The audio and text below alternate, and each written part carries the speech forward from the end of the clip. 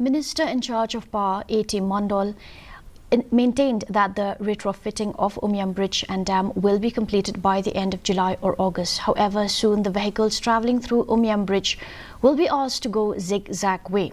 Further talking about the power scenario in the state, the minister said that there were frequent power cuts in the recent days as the last cyclone Remal has devastated the power distribution and the transmission system. The officials of the MEECL are working out on it.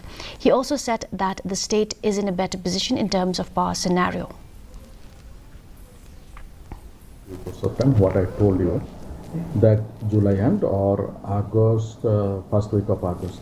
We are working also to allow the vehicle to pass in zigzag way so that we can work in a better way to complete the work.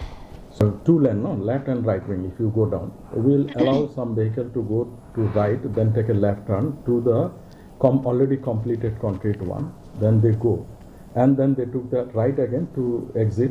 So by the meantime, we'll cover the portion which will not allow them to go.